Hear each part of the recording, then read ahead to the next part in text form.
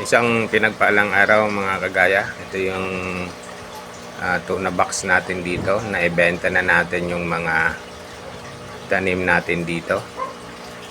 Ayan. So March 5 natin dito linagay yung ating mga lettuce. Ngayon sold out na siya. Ayan, nakaredy na rin yung ating mga pamalit dito. Ngayon lilinisin natin yan. Then may mga kunti pa tayong natira para sa walk-in customers natin mga yan.